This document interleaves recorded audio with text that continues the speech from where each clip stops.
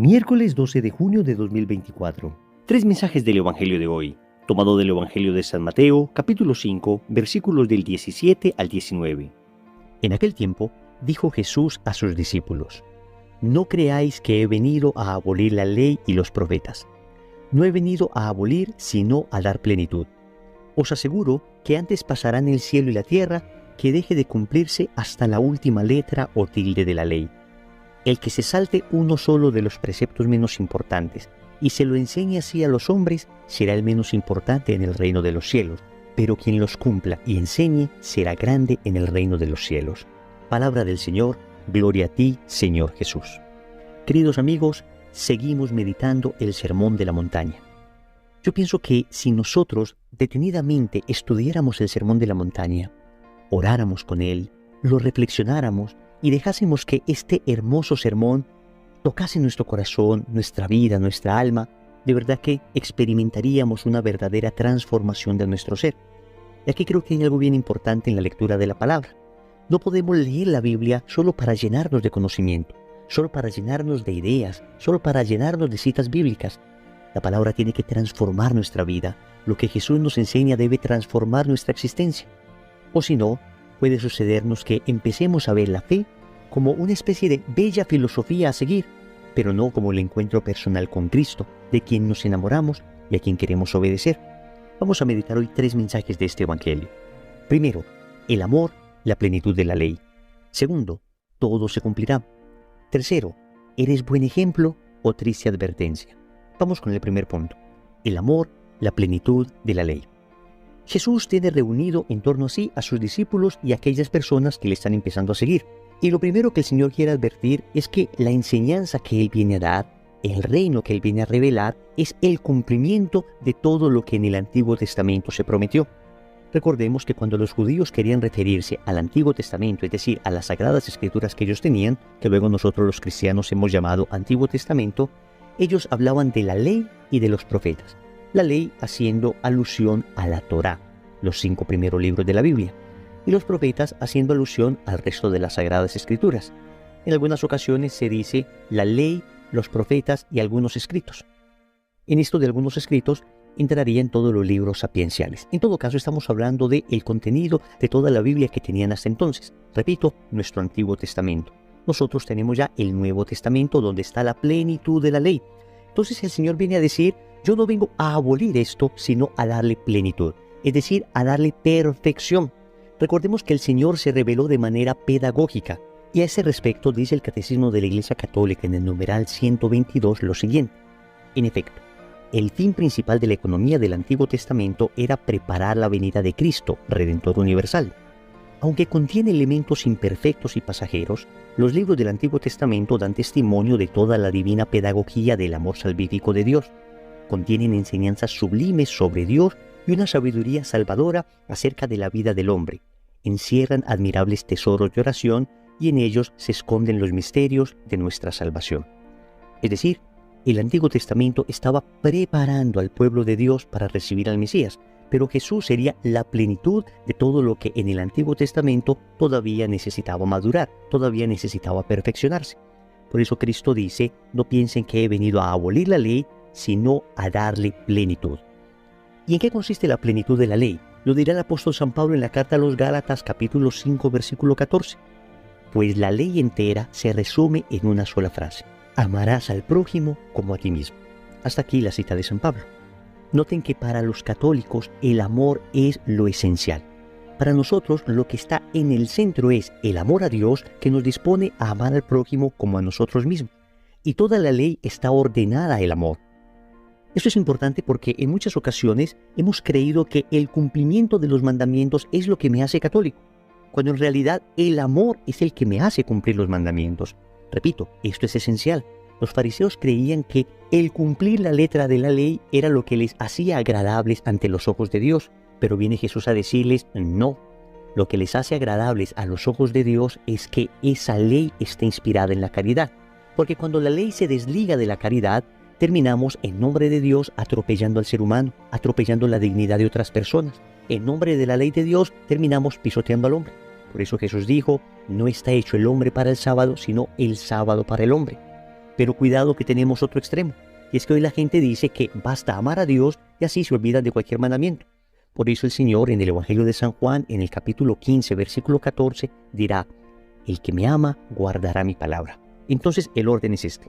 Nos encontramos con Cristo, nos enamoramos de Cristo y como estamos enamorados de Cristo vamos a cumplir su palabra. Los 10 mandamientos hacen parte de su palabra. Pero esos 10 mandamientos ahora se entienden desde la perspectiva del amor.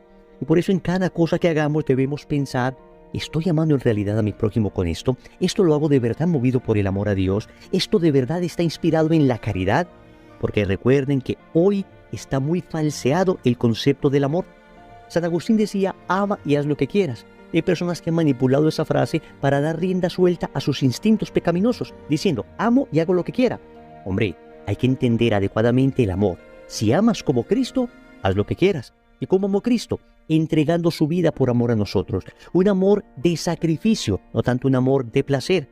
Un amor que está dispuesto a dar más que un amor que exige recibir. Ese es el amor de Cristo, el amor verdadero.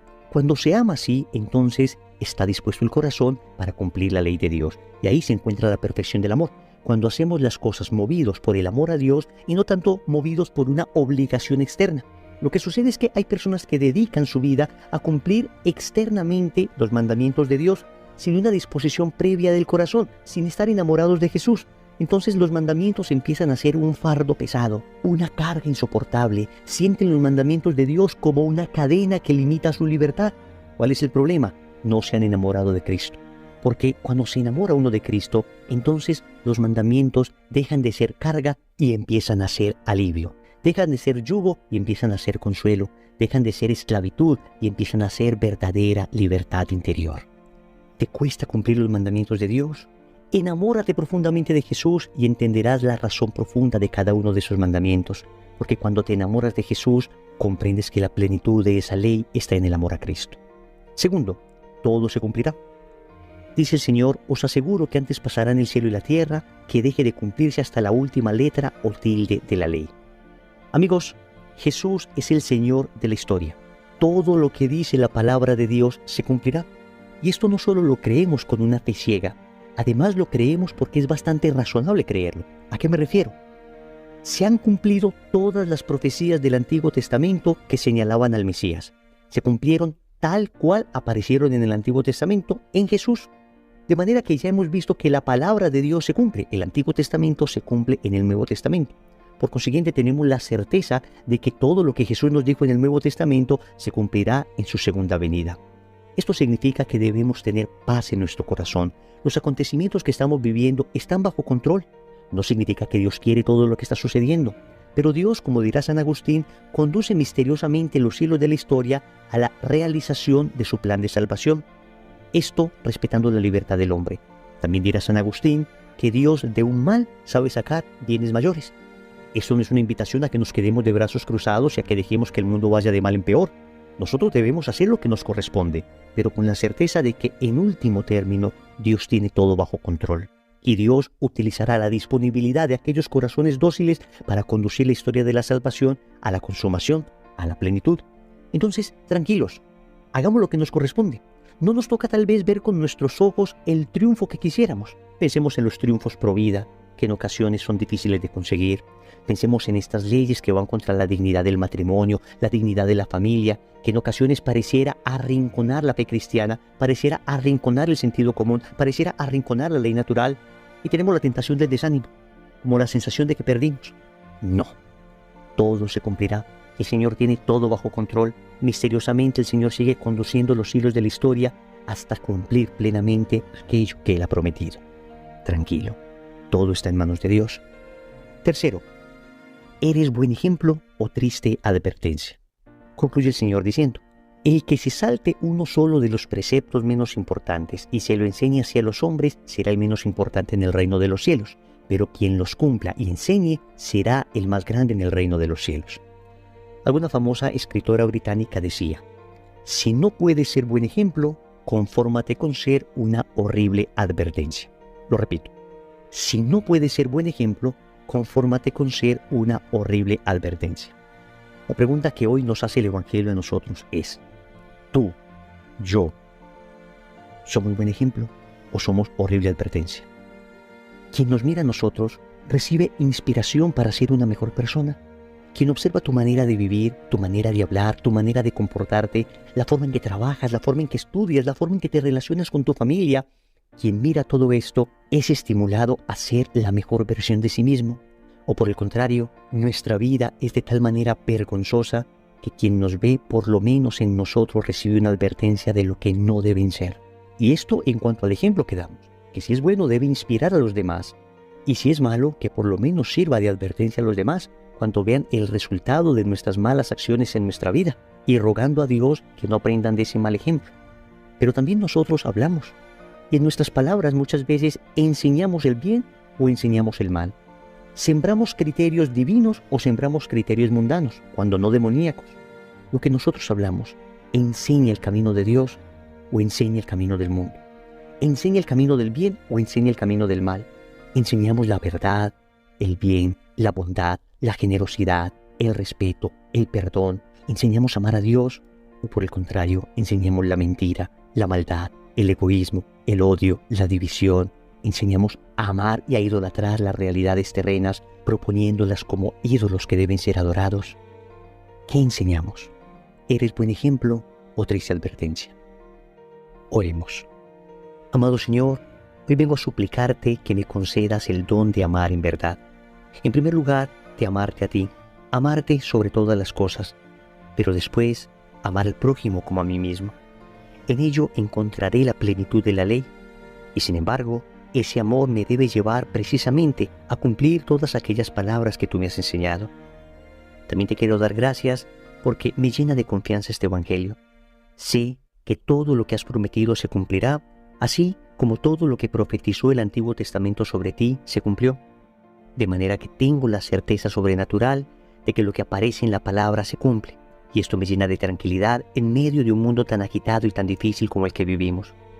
Finalmente, quiero suplicarte la gracia de la coherencia. Concédeme la gracia de ser un buen ejemplo para los demás, de ser sal de la tierra y luz del mundo, de nunca ser un obstáculo para la conversión de otros, de nunca ser un mal ejemplo y ni siquiera una horrible advertencia, sino siempre un vivo reflejo de tu amor. Señor, dame lo que me pides y pídeme lo que quieras. Amén. Recordemos entonces, primero, amor, la plenitud de la ley. Segundo, todo se cumplirá. Tercero, ¿eres buen ejemplo o triste advertencia? Compromiso. En el rosario de hoy pidamos la gracia de la coherencia.